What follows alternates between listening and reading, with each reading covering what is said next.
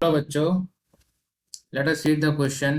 In a class 5% of boys, एक class है जिसके अंदर 5% बॉयज हैं and 10% of girls have IQ more than 150.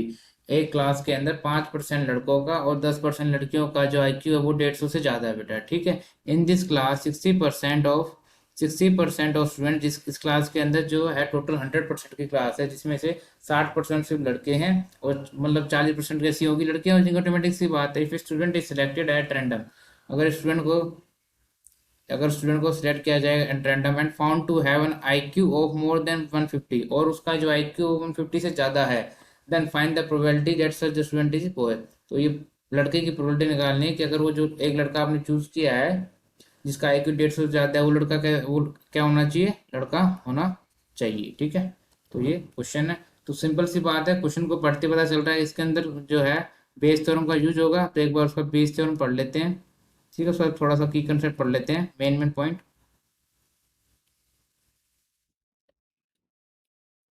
Bayes theorem क्या कहती है? Let event E is happening in all E1 E2, नहीं, कोई इवेंट है E जो हर एक इवेंट E1 E2 EN के अंदर हो रहा है. ठीक है. देन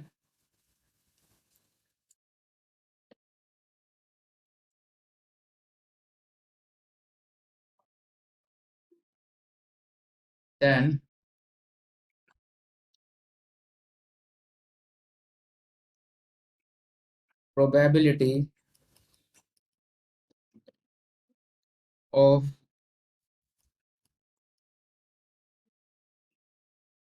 happening a particular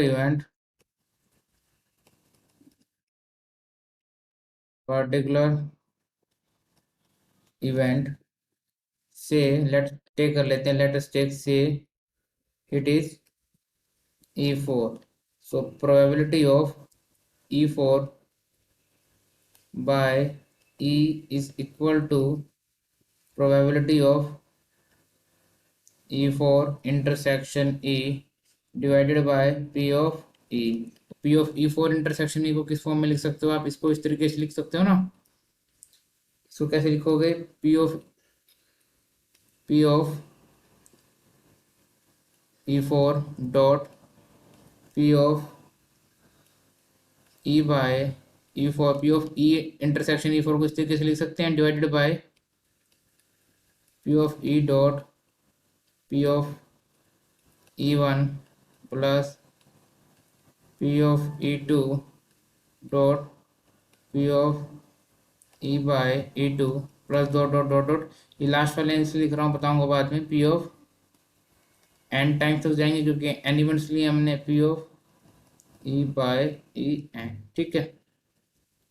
ये हो जाएगा. यहाँ पर P को थोड़ा सही लिख देते हैं,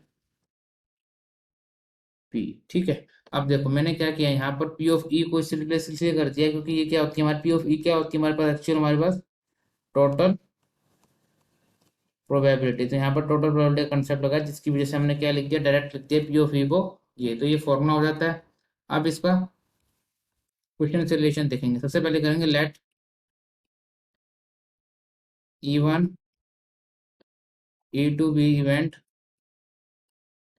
of boys and girls in the class. Selecting कर सकते हो या फिर कुछ भी सकते हो. Selecting boys and girls of class. Selecting boys and girls. ठीक है. तो P ऑफ E1 कितना हो जाएगा? क्लास के अंदर लड़के कितने हैं? 60% लड़के हैं. तो 60% लड़के हैं तो 60/100 होगा. 60/100. P ऑफ E2, लड़कियां कितनी है? 60% लड़के हैं तो सीधी सी बात है 40% कितने हो जाएंगे? लड़कियां हो जाएंगी. अब करते हैं let E be event having IQ. IQ कैसा है? More than 150. More than 150। अब पी ई जो है तो पी ऑफ क्या हो जाएगा, P of E by E one कितना हो जाएगा, ई वन कैसा इंडेक्स में लड़के लिए गए हैं और ई है जिसके अंदर 150 से ज्यादा आईक्यू होना चाहिए और वो दे रखे 5% ऑफ बॉयज, तो कितना हो जाएगा ये 5/100। Similarly P of E by two, लड़कियां वो लड़कियां जिनका आईक्यू 150 से ज्यादा ऊपर नहीं है 10%, तो 10/100। ठीक है, इसको 10/100। अब निकालना किसका है, लड़कों का निकालना लड़कियों का निकालना है, लड़कों का निकालना है आईक्यू जिसका, तो लड़कों का निकालना P of E one by E निकालेंगे, यानी कि यहाँ रखेंगे P of E one dot P of E by E one divided by P of E one dot P of E by E one plus P of E two dot P of E by E two. यहाँ पर बस करना क्या है, direct values put कर दो, सारी जितनी वैल्यूज आपके पास हैं। पी ऑफ ई वन की वैल्यू कितनी थी हमारे पास, पी ऑफ ई वन की वैल्यू है 60, ठीक है, और ई बाई ई वन की है 5, तो 60/100,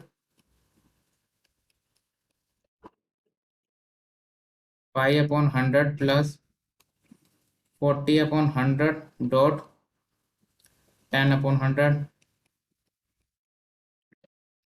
डिवाइडेड बाय, यहाँ पर कितना आ जाएगा, ऊपर शायद एक ही आएगा ना, क्योंकि एक ही ले रहे हैं तो ये ऊपर से ही आएगा। ठीक है, तो ये आ जाएगा, एक बार दोबारा लिख लेते हैं सही तरीके से क्लियरली। 60/100 डॉट 5/100 नीचे आएगा, कितना आएगा 60/100 डॉट 5/100 प्लस, प्लस के बाद क्या लिखेंगे, अगेन लिखेंगे 40/100 dot 10/100 is equal to 300/300 plus 400। ठीक है, ये कितना हो जाएगा 300/700 विच इज इक्वल टू 3/7। तो हमारे पास आंसर कितना हो जाएगा 3/7। Okay, so I hope you understand. So final answer सबसे पहले बता देता हूँ, फाइनल आंसर होगा 3/7। Okay, so I hope you understand it well, best of luck.